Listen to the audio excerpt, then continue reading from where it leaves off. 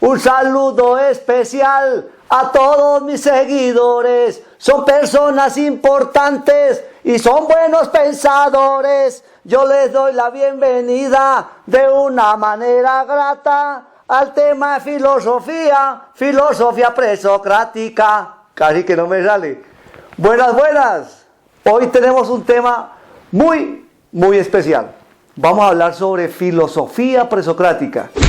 La filosofía presocrática es el primer momento de la filosofía y de la filosofía antigua. ¿Qué es la filosofía presocrática? Es toda la filosofía que se dio antes de Sócrates. Y todos estos filósofos, estos primeros filósofos, tenían algo en común. Todos trataban de dar respuesta a una pregunta. ¿Qué pregunta? La pregunta por el principio. Vaya pregunta. ¿De dónde viene todo? ¿Cuál es el origen de todo? Y trataban de responder, no olviden, de manera racional, de manera lógica. En eso coinciden todos estos filósofos, en tratar de dar respuesta justamente a esa dichosa pregunta. También tienen algo en común, y es que, dicen ellos, no importa cuál sea el principio, de cualquier manera el principio tiene que ser uno, verdadero, bueno y bello. De la unidad es que viene la multiplicidad. En eso también están de acuerdo estos filósofos. ¿En qué no están de acuerdo? Todos estos filósofos dan una respuesta diferente. De manera que sería muy dispendioso hablar de todas las respuestas. Por eso vamos a tratar de sistematizarlos de manera pedagógica en tres grandes grupos. De acuerdo al tipo de respuesta que dieron, entonces podemos clasificarlos en tres grandes escuelas. Es decir, la filosofía presocrática, a nuestro juicio, tiene como tres escuelas que son: primero, aquellos filósofos que a la hora de responder cuál es el origen de todo, le atribuyeron al principio a un elemento natural, físico, material.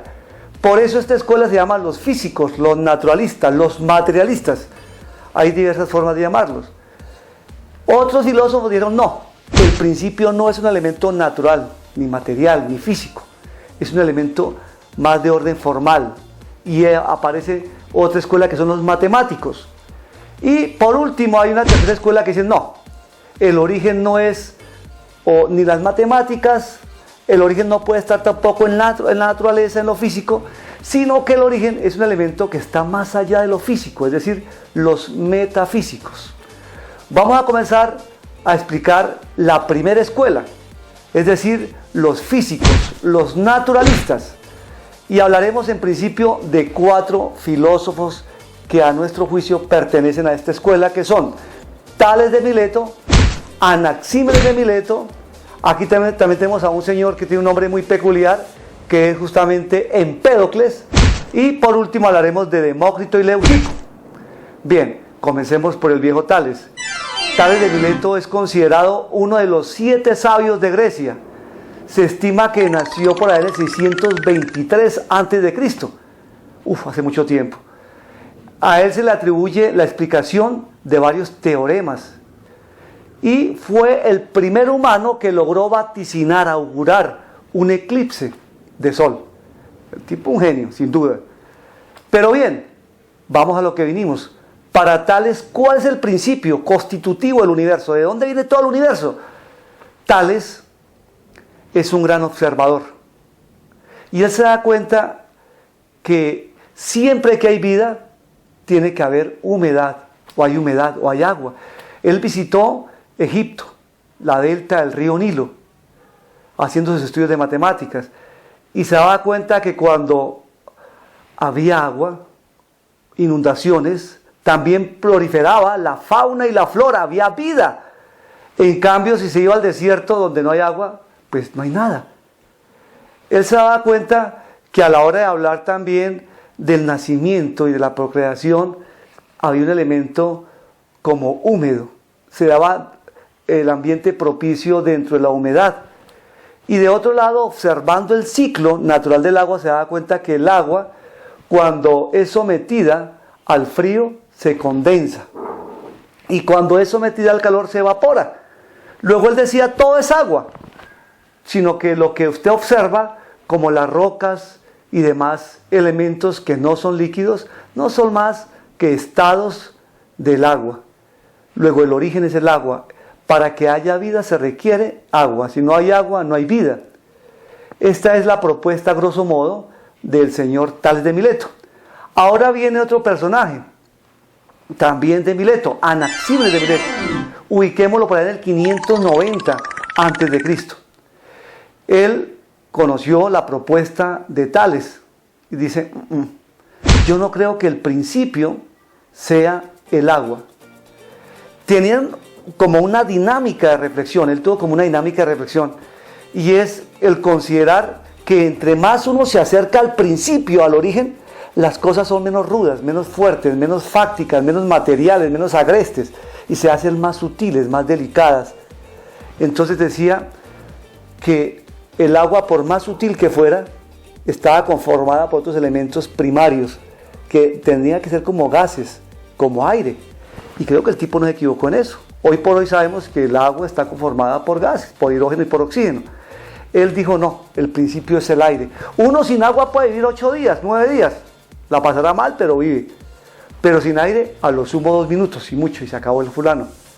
Entonces, él decía, al igual que Tales, que el aire estaba presente en todo cuanto existía. Hay 2 formas de transformación del aire para constituir todo cuanto existe: por rarefacción y por condensación. Cuando uno hace el aire más sutil, dice él, se convierte en fuego, por rarefacción. O lo contrario, cuando usted condensa el aire, se convierte en viento. Si condensa más el viento, se convierte en nubes. Y luego se convertirá en agua, y luego en algo sólido, en roca y materia fuerte. Luego él consideraba que el principio de todo cuanto existe es el aire. Vemos que estamos hablando de 2 elementos naturales, materiales, por eso pertenecen a esa escuela de los materialistas. Bueno, hablemos de otro filósofo más que pertenece a nuestro juicio a esta escuela, que es justamente el señor Empédocles. Empédocles considera que el principio, que el origen de todo cuanto existe son 4 elementos, los 4 elementos. ¿Cuáles son? Aire, tierra, agua y fuego. Pero estos 4 elementos para él son eternos y se mueven, tienen una dinámica en la medida que al interior de cada uno de estos elementos existen 2 fuerzas que son como metafísicas, que son justamente el amor y el odio.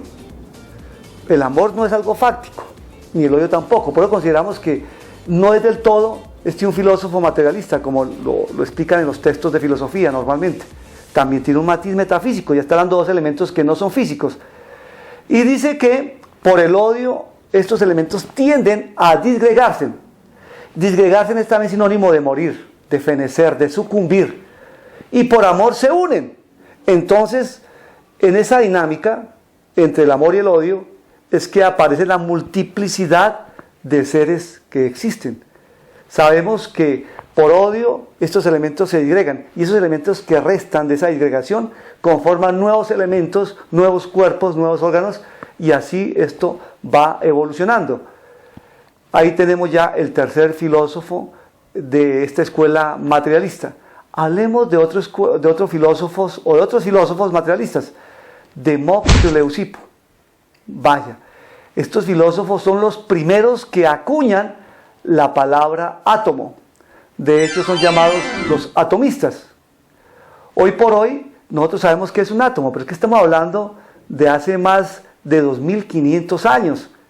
Ellos fueron los primeros que lograron intuir que al interior de todos los cuerpos hay átomos. ¿Qué significa átomo?